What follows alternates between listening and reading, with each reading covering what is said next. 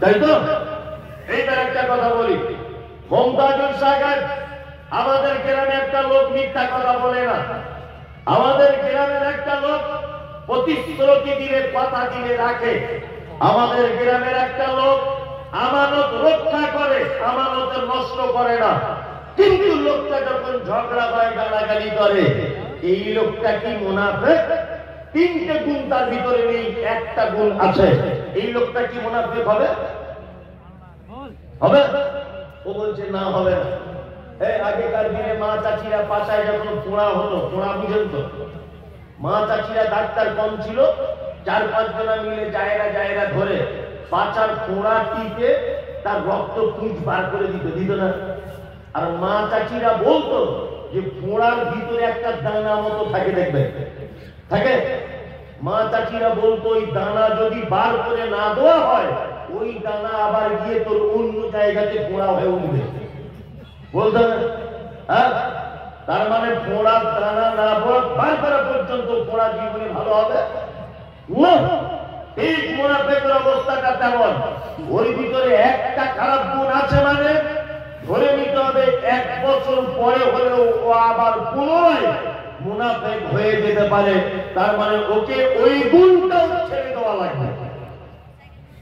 বুঝাতে পারছি? জি। এবার একটা কথা বলি, পৃথিবীর সব থেকে বড় পাপের নাম কি বলুন?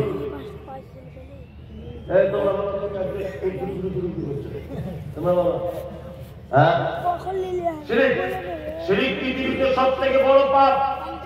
দ্বিতীয় বড় পাপ এতিমের মাল অন্যায় ভাবে আত্মসাৎ করা। তৃতীয় বড় পাপ পিতামাতার কথা অবাধ্য হওয়া। 4 নম্বরে বড় পাপ মিথ্যা সাক্ষ্য প্রদান করা। 5 নম্বরের বড় পাপ কাউকে হত্যা করা। 6 নম্বরের বড় পাপ ব্যভিচারে লিপ্ত হওয়া। 7 নম্বরের বড় পাপ নেশাদার দ্রব্য পান করা, মদ পান করা। এইভাবে সহিহ হাদিস এবং কোরআন থেকে 69টা থেকে 70টা বড় পাপের সিরিয়াল দেওয়া হয়েছে। কয়টি পাপ? 69 থেকে 70টা বড় পাপের সিরিয়াল দেওয়া হয়েছে। তার ভিতরে সব থেকে বড় পাপ, তার নাম শিরক। এবার একটা কথা বলি, একটা লোক শিরক করা অবস্থায় মারা গেল, ওই লোকটা জাহান্নাম যেতে পারে, তবে জাহান্নামের কোথায় থাকবে এ কথা আল্লাহ তাআলা বলছেন না। একটা লোক মদ পান করা অবস্থায় মারা গেল, লোকটা জাহান্নাম যেতে পারে, তবে জাহান্নামের কোথায় থাকবে এ ব্যাপারে আল্লাহ তাআলা বলছেন না। একটা লোক ব্যভিচার করে মারা গেল, লোকটা জাহান্নাম যেতে পারে, তবে লোকটা জাহান্নামের কোথায় থাকবে আল্লাহর নবী কিছু বলছেন না। কিন্তু আল্লাহ সুবহানাহু ওয়া তাআলা মুনাফিকদের ব্যাপারে বলছেন, ইন্নাল মুনাফিকিনা ফি দারকিল আসফালি মিনান নার। নিশ্চয়ই মুনাফিকরা এত নিকৃষ্টতম পাপী যে জাহান্নামের একেবারে নিম্ন স্তরে মুনাফিকদের রাখা হবে। জাহান্নামের একেবারে তলায় থাকবে কারা? মুনাফিকরা। জি, আকীদা করতে যারা কি মুনাফিক, তারা কোথায় থাকবে? এইবার একটা কথা বলি, সাহেব মনে করে দিলেন, মুনাফিকের যে গুণ অনেকগুলি, তার ভিতরে আরেকটা গুণ হচ্ছে এই। কি গুণ? গুণ হচ্ছে তার কাছে আমানত দিলে রক্ষা করতে পারে না, ওয়াদা করলে খেলাফ করে দেয়, কথা বললে গালি দেয়, কথা বললে মিথ্যা কথা বলে। 4টে গুণ বাহ্যিক দৃষ্টিতে। এইবার একটা কথা বলছি, সেটা হচ্ছে এই আভ্যন্তরীণ অন্তরের দিক থেকে মুনাফিককে চিনবেন কি করে? ওয়ামিনান নাস মান ইয়াকুলু আমান্না বিল্লাহি ওয়া বিল ইয়াউমিল আখির ওয়া মা হুম বিমুমিনিন। মুনাফিকদের আর একটা চরিত্র হচ্ছে এই, তারা মুখে বলে আমরা আল্লাহকে বিশ্বাস করি, মুখে বলে কিয়ামতকে বিশ্বাস করি, কিন্তু তারা কেউ মুমিন নয়। তারা কে? মুনাফিক। তার মানে আকীদাগত বিশ্বাসগত দিক দিয়ে তার ভিতরে মুনাফিকের সিফাত রয়েছে। যেমন রুজির মালিক কে? আল্লাহ, তাই না? এটাও মুখে বলে রুজির মালিক আল্লাহ, কিন্তু যখন দোকান লাগিয়েছে কাপড়ের, আয়াতুল কুরসি লিখে পিছনে টাঙিয়ে রেখেছে। একে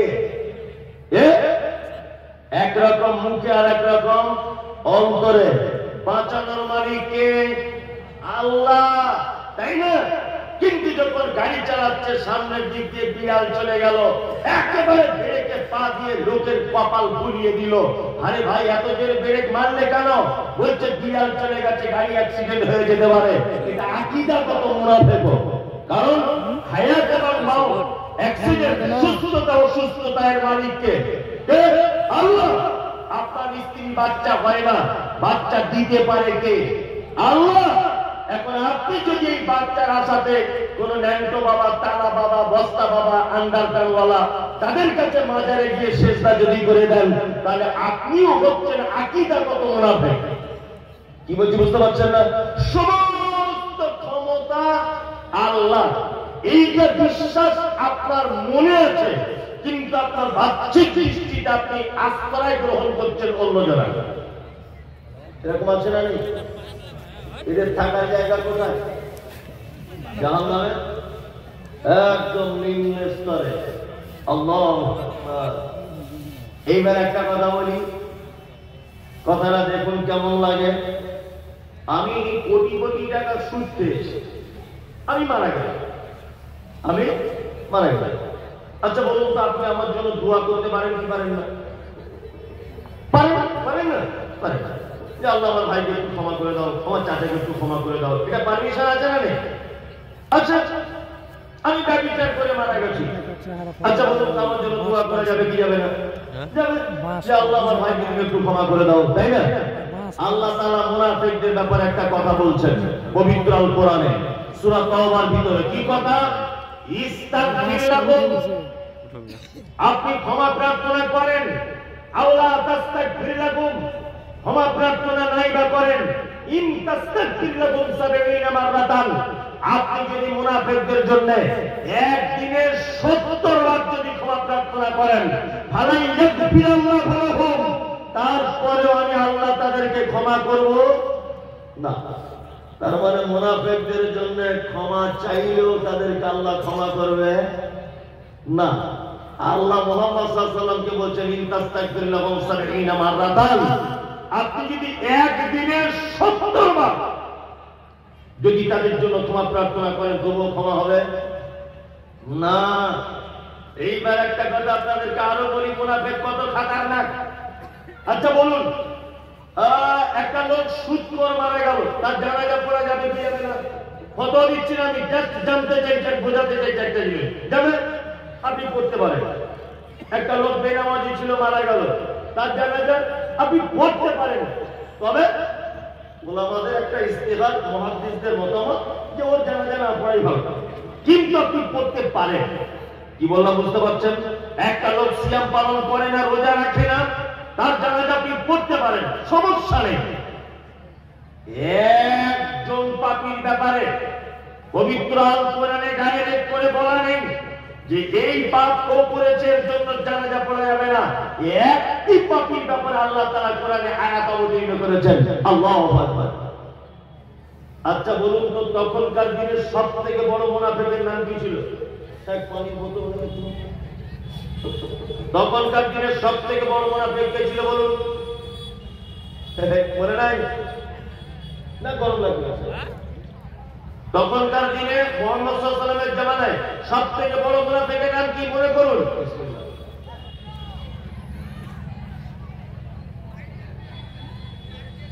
আবু জাহেল?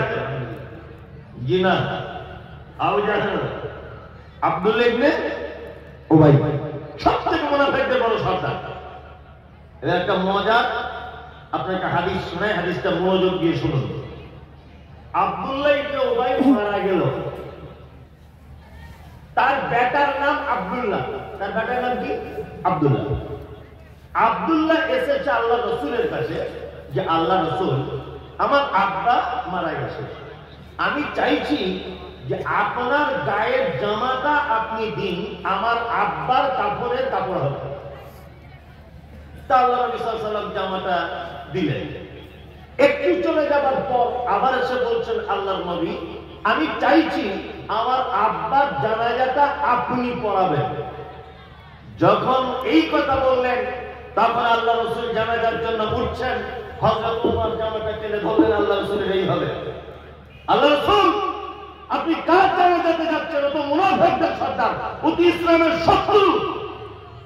তখন আল্লাহ নবী সাল্লাল্লাহু আলাইহি ওয়াসাল্লাম ওমরকে বলছেন, আমাকে যে ব্যাপারে কিছু বলা হয়নি, জানাজা পড়া যাবে কি যাবে না, ব্যাপারে তো আদেশ নিষেধ কিছু হয়নি। হযরত ওমর এই কথা শুনে কিন্তু মনটা খারাপ হয়ে গেল। ইস, আল্লাহ মানা করলেন না মুনাফিকদের জানাজা পড়তে, আর আমি নবীকে মানা করলাম মুনাফিকদের জানাজা পড়তে। আচ্ছা, এবার একটা কথা বলুন, আল্লাহ নবী সাল্লাল্লাহু আলাইহি ওয়াসাল্লাম নবী হওয়ার পরে যদি কেউ নবী হতো, হতো কে?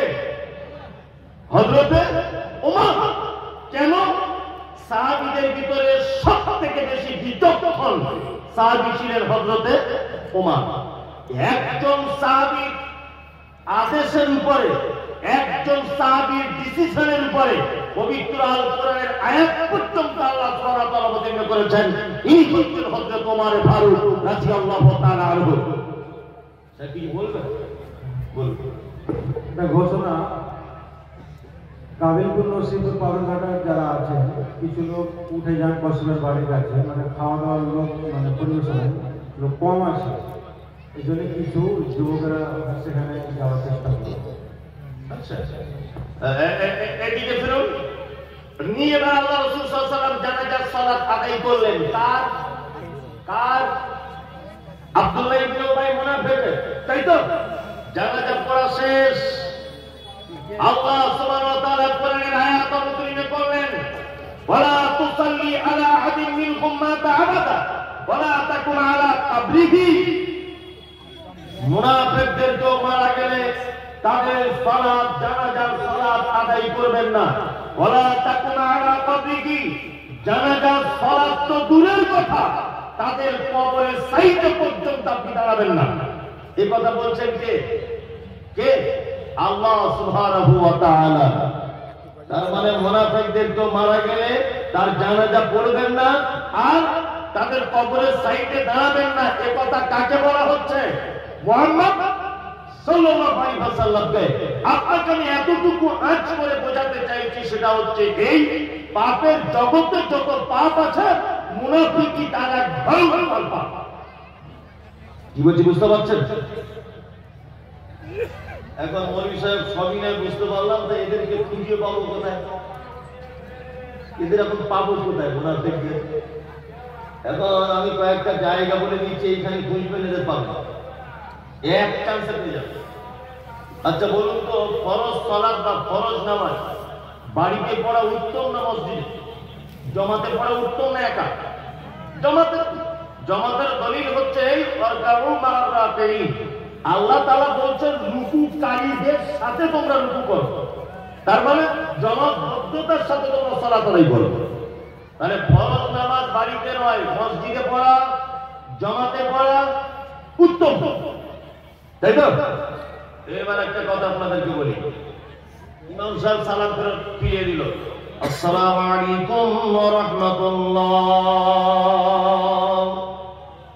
আসসালামু আলাইকুম ওয়া রাহমাতুল্লাহ,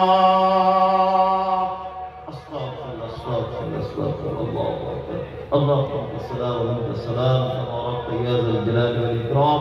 যত জিকির আপনার জানা আছে আপনি জিকিরগুলো করলেন, করার পরে বাকি সুন্নতগুলো বাড়িতে পড়া উত্তম না মসজিদে পড়া উত্তম? বুঝে তবে বলুন। বাড়িতে। কেন? আল্লাহর ঘর মসজিদ পৃথিবীর সব থেকে দামি জায়গা কোনটা? মসজিদ। আর সব থেকে নিকৃষ্ট জায়গা ওই যে যেটা এখন চলছে, ওদিকে লাগিয়েছে, মানে এদিকে উত্তম কাজ করছে, ওদিকে একটা খারাপ কাজ চলছে, তাই না? জি। আমি যাই হোক, বাজার সব থেকে খারাপ আর সব থেকে ভালো মসজিদ। কেন? ফজরের এশার 4 রাকাত নামাজ মসজিদে পড়লাম উত্তম জায়গায়, তা বাকি সুন্নত গুলো উত্তম জায়গায় না পড়ে বাড়িতে পড়ার কথা কেন বলা হচ্ছে? বাড়িতে উত্তম বা বাড়িতে গুরুত্ব দেওয়া হচ্ছে কেন? এর একটা কারণ আছে। আল্লাহ নবী সাল্লাল্লাহু আলাইহি ওয়াসাল্লাম শুধু জ্ঞানী ছিলেন না, জ্ঞানীদের জ্ঞানী। ইন্নামা বুইসতু মুআল্লিমান, ওনাকে পাঠানো হয়েছিল সারা পৃথিবীর শিক্ষক হিসাবে, তাই না? মানে উনি শিক্ষকের ওস্তাদের ওস্তাদ, তাই তো? এবার একটা কথা বলি, আচ্ছা বলুন তো, আমরা ফরজ সালাতের পরে, ফরজ নামাজের পরে মসজিদে কি করি? পা লম্বা করে দিয়ে চার বুড়ো বসে আছে, পাতা চলছে উপরে। ঘন ঘন বাজারে যায়, বুড়ো বলছে, আর একটা বুড়ো বলছে কি ব্যাপার, ডালিম দুতলা বাড়ি করছে, কি ব্যাপার? আর একজন তখন বলছে, ওই সে কলকাতা একটা লোকের 4 লাখ টাকা ঝেড়ে দিয়েছে, শুনেছিস? ও ঝেড়েছে তোমার বাপ দেখতে গিয়েছিল। একটা কালো মেয়ে পরিষ্কার জামাই হয়েছে, মানে পরিষ্কার বল হচ্ছে, একটা কালো মেয়ে। তো মসজিদে একটা চাচা আর একটা চাচাকে বলছে, কি ব্যাপার রে, সাইফুদ্দিনের জামাইটা খুব সুন্দর হয়েছে। আর একটা বুড়ো তখন বলছে, না আমাদের ফাতেমার মা বলছিল ঘটনা আলাদা। ঘটনা কি? ওই যে যেদিন ওর বেটিকে দেখতে আসে না, সেটা মিষ্টির ভিতরে তাবিজ করেছিল। তাছাড়া অত সুন্দর জামাই হয় কালো মেয়ে, কি বলছে বুঝতে পারছে না? ওর বউ তাবিজ করেছিল, তোমার বউ গিয়ে দেখে দিয়েছিল। বদমাইশ কোথাকার। এখন এই যত মুনাফিকি কথাবার্তা সব এখন আল্লাহর ঘরে আশ্রয় নিয়েছে, তাই না? মসজিদের কারেন্ট পুড়িয়ে 5-7 জন বুড়ো মিলে 40 মিনিট যাবৎ গল্প করেনি না পড়া হচ্ছে। অত উচিত ছিল ফরজ সালাত আদায় করে তাসবিহ করে বাড়িতে চলে এসে বাকি সুন্নতগুলো আদায় করা, তাই না?